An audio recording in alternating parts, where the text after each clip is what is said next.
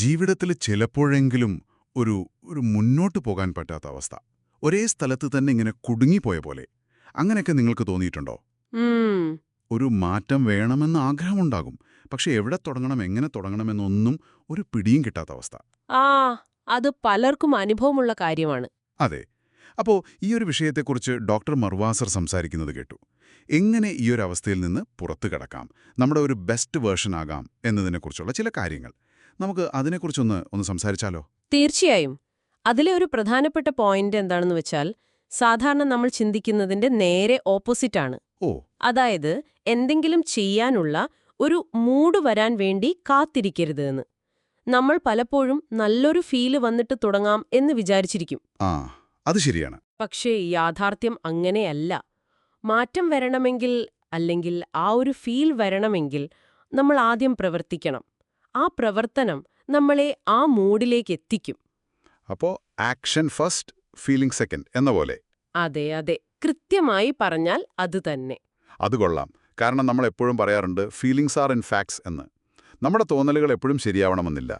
അപ്പോൾ എവിടെ തുടങ്ങണം ഈ പ്രവർത്തനങ്ങൾ? ഡോക്ടർ അസർ ചില കാര്യങ്ങൾക്ക് നല്ല ഊന്നൽ കൊടുക്കുന്നുണ്ടല്ലോ. ഏറ്റവും അടിസ്ഥാനപരമായ കാര്യങ്ങൾ, അതാണ് പ്രധാനം. നമ്മുടെ മാനസികവും വൈകാരികവും പിന്നെ ആത്മീയവുമായ ആരോഗ്യത്തിന് ദിവസവും ചെയ്യേണ്ട ചില കാര്യങ്ങളുണ്ട്. പക്ഷേ നമ്മളത് പലപ്പോഴും എന്താ പറയാ, തിരക്കിനിടയിൽ അങ്ങ് വിട്ടുപോകും. ഉദാഹരണത്തിന്, ഏറ്റവും പ്രധാനം കൃത്യസമയത്തുള്ള നമ്മുടെ പ്രാർത്ഥന. അത് അല്ലാഹുവുമായുള്ള നമ്മുടെ കണക്ഷനാണ്. അത് നിലനിർത്തുക എന്ന് പറയുന്നത് ശരിക്കും നമ്മൾ നമ്മളെ തന്നെ കെയർ ചെയ്യുന്ന പോലെയാണ്. ആ ബന്ധം മുറിഞ്ഞാൽ ഒരു ഡിസ്കണക്ഷൻ വരും. അതായത് അതൊരു ചടങ്ങ് മാത്രമല്ല, ഒരു കമ്മ്യൂണിക്കേഷൻ അല്ലേ? നമ്മോടും ദൈവത്തോടുമുള്ളൊരു സംസാരം. അതെ. അതുപോലെ തന്നെ ഖുറാനുമായുള്ളൊരു ബന്ധം. ദിവസവും കുറച്ചുനേരം അതിനായി മാറ്റിവെക്കുന്നത് ഒരുപാട് നെഗറ്റീവ് ചിന്തകളിൽ നിന്നും ഐഡിയകളിൽ നിന്നും നമ്മളെ പ്രൊട്ടക്റ്റ് ചെയ്യാൻ ഹെൽപ്പ് ചെയ്യും. ശരിയാണ്. ചുറ്റുമുള്ള നെഗറ്റിവിറ്റിയിൽ നിന്ന് ഒരു ഷീൽഡ് പോലെ. ഇതൊക്കെ ആത്മീയമായ കാര്യങ്ങൾ, നമ്മുടെ ഉള്ളിനെ ശക്തിപ്പെടുത്തുന്നവ. ഈ ആത്മീയ കാര്യങ്ങൾ പോലെ തന്നെ നമ്മൾ ചിലപ്പോൾ അത്ര പ്രാധാന്യം കൊടുക്കാത്ത, പക്ഷെ മാനസികാരോഗ്യത്തിൽ വലിയ ഇമ്പാക്റ്റ് ഉണ്ടാക്കുന്ന മറ്റു ചില കാര്യങ്ങളെക്കുറിച്ചും ഡോക്ടർ അസർ പറയുന്നുണ്ട്. അതിലൊന്നാണ് എക്സസൈസ്. അത് വളരെ പ്രധാനമാണ്. പലരും അതൊരു ഫിസിക്കൽ കാര്യം മാത്രമായാണ് കാണുന്നത്. ശരിയാണ്. പക്ഷെ അതിന്റെ മെന്റൽ ഹെൽത്ത് ബെനിഫിറ്റ്സ് വളരെ വലുതാണ്. ചില പഠനങ്ങൾ പറയുന്നത് സ്ഥിരമായി വ്യായാമം ചെയ്യുന്നവരിൽ മാസത്തിൽ മോശം മാനസികാവസ്ഥയിലുള്ള ദിവസങ്ങൾ ഏകദേശം ഒരു 40% കുറയുമെന്നാണ്. ഓ, അത്രയധികമോ? അതെ. ഇപ്പോ ഡിപ്രഷൻ ട്രീറ്റ്മെന്റിൽ പോലും വെറുതെ സംസാരിച്ചിരിക്കുന്നതിനേക്കാൾ ചിലപ്പോ ബിഹേവിയറൽ ആക്ടിവേഷൻ, അതായത് പെരുമാറ്റത്തിൽ മാറ്റം വരുത്തുന്നതിന് പ്രാധാന്യം കൊടുക്കാറുണ്ട്. നടക്കാൻ ഇഷ്ടമില്ലാത്ത ഒരാളെ ഒന്ന് നടക്കാൻ പ്രേരിപ്പിക്കുന്നത് പോലും ആ പ്രവൃത്തിക്ക് ശേഷം അവർക്ക് നല്ല വ്യത്യാസം കാണാറുണ്ട്. അപ്പോൾ അവിടെയും ആദ്യം ചെയ്യുക, ഫീലിംഗ് പിന്നെ വരും എന്ന ഐഡിയ വർക്ക് ചെയ്യുന്നുണ്ട്. എക്സാക്ട്ലി. ആഴ്ചയിൽ ഒരു 3-5 ദിവസം ഒരു 45 മിനിറ്റ് എന്തെങ്കിലും നടക്കുകയോ സൈക്കിൾ ഓടിക്കുകയോ ജിമ്മിൽ പോകുകയോ ഇഷ്ടമുള്ളത്. അത് മാനസികാവസ്ഥയെ കാര്യമായിട്ട് തന്നെ മാറ്റും.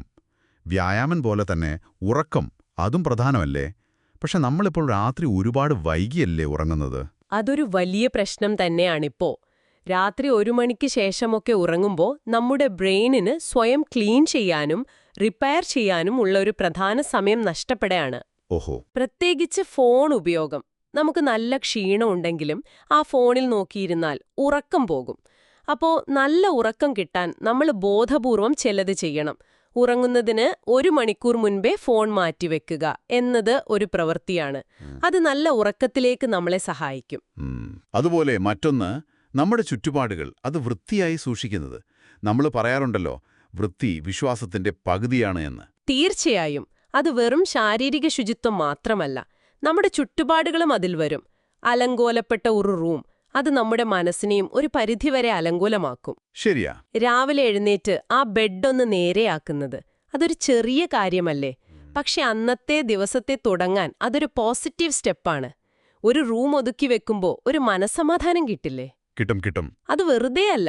ഈയിടെ എവിടെയോ വായിച്ചു, പാത്രം കഴുകുമ്പോൾ അതിൽ ശ്രദ്ധിച്ച് ചെയ്യുന്നത് പോലും ഉത്കണ്ഠ കുറയ്ക്കുമെന്ന്. ചെയ്യുന്ന കാര്യത്തിൽ ഒരു ശ്രദ്ധ കൊടുക്കുന്നത്. അതെ, മൈൻഡ്ഫുൾനെസ് എന്ന് പറയും. നമ്മൾ എന്ത് ചെയ്യുന്നു അതിൽ ആ നിമിഷത്തിൽ മുഴുകുക. അത് ചുറ്റുമുള്ളവയുമായി ഒരു ബന്ധമുണ്ടാക്കാൻ സഹായിക്കും. അപ്പോ ഈ പറഞ്ഞ കാര്യങ്ങൾ പ്രാർത്ഥന, ഖുർആൻ, വ്യായാമം, ഉറക്കം, നമ്മുടെ ചുറ്റുപാടുകൾ, നമ്മുടെ ഭക്ഷണം, നമ്മുടെ സോഷ്യൽ കണക്ഷൻസ്, നമ്മൾ കേൾക്കുന്നതും കാണുന്നതും ഇതെല്ലാം കണക്റ്റഡാണ്. ഒന്നിനെ മറ്റൊന്നിൽ നിന്ന് വേർതിരിച്ചു കാണാൻ പറ്റില്ല. എല്ലാം ചേർന്നതാണ് നമ്മുടെ ആരോഗ്യം, മാനസികം, ശാരീരികം, ആത്മീയമൊക്കെ. ചിലപ്പോൾ ഒരു വൈറ്റമിൻ ഡിയുടെ കുറവ് പോലും ഡിപ്രഷന് കാരണമാകാം. അപ്പോ എല്ലാം ഒരുമിച്ചു കാണണം. അപ്പോ ഡോക്ടർ മറുവ അസറിന്റെ ആ സംസാരത്തിൽ നിന്നുള്ളൊരു പ്രധാന ആശയം, മാറ്റം വേണമെങ്കിൽ നല്ല മൂഡ് വരാൻ കാത്തിരിക്കരുത്. അതെ. പകരം നമുക്ക് നല്ലതെന്നറിയാവുന്ന കാര്യങ്ങൾ, ചിലപ്പോൾ ഇഷ്ടമില്ലെങ്കിൽ പോലും, ചെയ്യാൻ തുടങ്ങുക. ആ പ്രവൃത്തി പതിയെ നമ്മളെ മാറ്റിക്കോളും. വളരെ ശരിയാണ്. നമ്മൾ ഓർക്കേണ്ട ഒരു കാര്യം, അല്ലാഹു നോക്കുന്നത് നമ്മുടെ പ്രവൃത്തികളെയും അതിന്റെ പിന്നിലെ ആ ഒരു നീയത്തിനെയുമാണ്. അല്ലാതെ എപ്പോഴും മാറിക്കൊണ്ടിരിക്കുന്ന നമ്മുടെ വികാരങ്ങളെയല്ല. വികാരങ്ങൾ സിഗ്നലുകളാണ്, പക്ഷെ അവ നമ്മളെ ഭരിക്കരുത്. അപ്പൊ നിങ്ങളുടെ ജീവിതത്തിൽ ഒരു മാറ്റം വേണമെന്ന് തോന്നുന്നുണ്ടെങ്കിൽ ഇന്ന് തന്നെ ചെയ്യാൻ പറ്റുന്ന ഒരു ചെറിയ കാര്യം, അത് കൃത്യസമയത്ത് നിസ്കരിക്കുന്നതാവാം, അല്ലെങ്കിൽ ഒരു 10 മിനിറ്റ് നടക്കാൻ പോകുന്നത്, അല്ലെങ്കിൽ കുറച്ച് നേരത്തെ ഉറങ്ങാൻ ശ്രമിക്കുന്നത്, അല്ലെങ്കിൽ മുറി വൃത്തിയാക്കുന്നത്. അല്ലെ, ഏതെങ്കിലും ഒന്ന്. എന്നിട്ട് അതിൽ ഉറച്ചു നിൽക്കാൻ ശ്രമിക്കുക. ശരിയാണ്. അപ്പൊ കേൾക്കുന്നവരോട്, നിങ്ങളുടെ ജീവിതത്തിൽ ഇപ്പോൾ ഏത് ഏരിയയിലാണ് ഒരു ചെറിയ മാറ്റം വലിയൊരു വ്യത്യാസം കൊണ്ടുവരാൻ സാധ്യതയുള്ളത്? അതൊന്ന് ആലോചിച്ചിട്ട് ഇന്ന് തന്നെ ആ ഒരു ചെറിയ സ്റ്റെപ്പ് എടുത്താലോ?